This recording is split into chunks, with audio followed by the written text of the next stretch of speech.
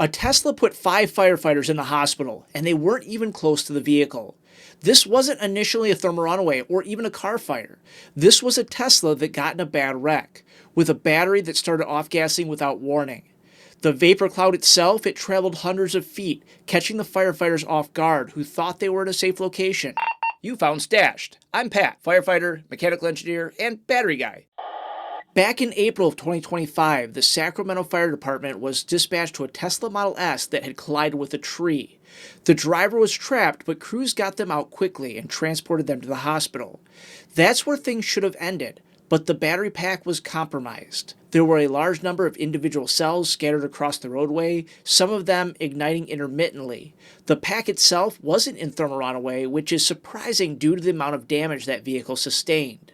The big question: how far away should an apparatus stage from an electric vehicle? Unfortunately, there's no set guidance as of now. For a hazmat incident involving gas, the standoff distance is 330 feet.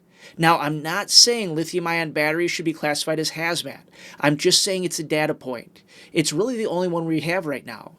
But that's the length of a football field, if you include one of the end zones. Here's the problem. How often is that realistic at a vehicle fire or a vehicle accident?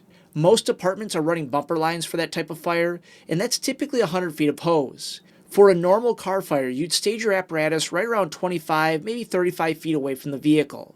But for an electric vehicle, that's definitely too close. For the last few years, I've been recommending staging at least 150 feet away, upwind. That's because most apartments have 200-foot crosslays. So if you're dealing with a vehicle that's 150 feet away, you still have roughly 50 feet of hose to work with at the vehicle itself. In this case, crews requested hazmat and staged about 200 feet north of the car. And the engine crew, they were about 100 feet. On paper, they thought they were safe. Unfortunately, as the tow truck started moving the vehicle after the incident, they thought things were wrapped up. The battery pack went into thermal runaway, and a huge plume of toxic vapor rolled out. Within minutes, 5 firefighters were caught up in the plume, which is shocking because they were pretty far away from that vehicle. A few of those that were affected were 200 to 300 feet away from that Tesla. When the crew was overcome by that vapor plume, they immediately began complaining about the smell and taste of those vapors. It really is a unique odor that I've unfortunately experienced more than once. It's hard to explain, but it's something between electrical burning and a light ballast that's been burnt out with a bit of a chemical undertone. If cancer had a taste, that's probably it.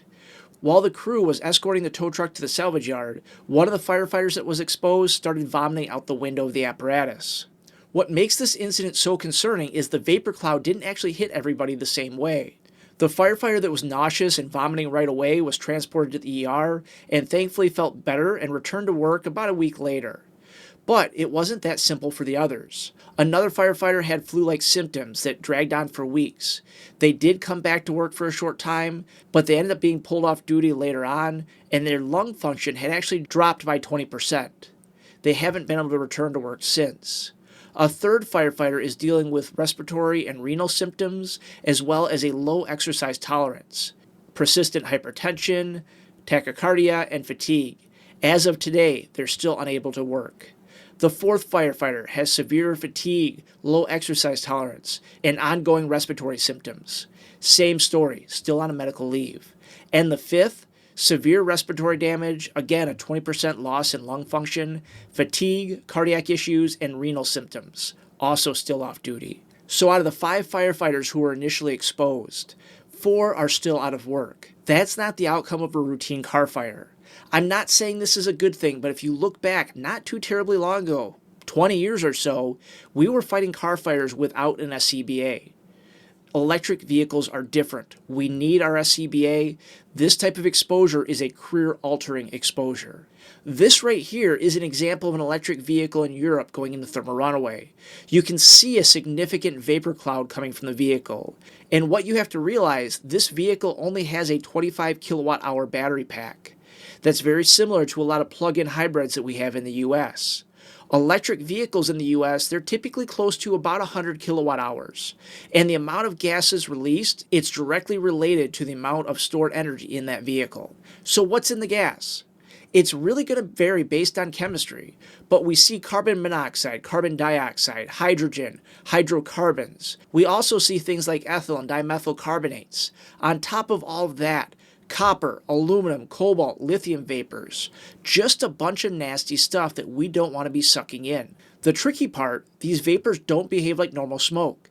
They can hug the ground, move unpredictably with the wind, linger in low spots long after the flames are out. That means a firefighter can be hundreds of feet away, think they're in a cold zone, and still end up in the middle of a toxic cloud. Here's another recent example where fire crews showed up to a Nissan Leaf that had failed while charging. The owner noticed very quickly and unplugged the vehicle. Firefighters arrived to confirm it was a battery in thermal runaway. Batteries in runaway. Okay, batteries in runaway. Let's go ahead and try and isolate the area as much as possible right now. Anybody in the fumes, out of the exhaust right now, make sure you're on air. We got a line for exposure protection only. No water. Thankfully, command realized the hazards early on in the incident. They also ended up evacuating a portion of a nearby strip mall. Safety 2, command. Go for safety 2. Yeah, safety 2, we're going to have to start working on probably evacuating the strip mall to the south here since the winds are blowing that smoke right in over there. Something that doesn't happen that often with a standard vehicle fire. Now, the paper put out by the Sacramento Fire Department laid out recommendations that are pretty close to my own. Hot zones, 75 feet. Anyone inside the hot zone must be on air. Warm zone, 150 feet. Apparatus outside of that area if possible. And the cold zone, 330 feet. Of course, all of these are upwind. That's a big shift compared to what we are doing for a standard car fire. They're also stressing gross decon before doffing gear and using fog streams to knock down vapor clouds if they start moving towards crews or the public. The general public really isn't aware, but this isn't the first time firefighters have been placed on medical leave from inhaling lithium-ion vapors, and it surely won't be the last. We've been trained to run up to car fires, knock the flames down quickly, and do our overhaul. Get out of there quick, 30 minutes. That doesn't work the same with electric vehicles. The smoke looks like steam, but it isn't. It's carrying metals and chemicals that don't just irritate you in the moment. They can change your lung function permanently. The uncomfortable truth is, our tactics are going to have to change. Stay safe, stay smart, and stay aggressive.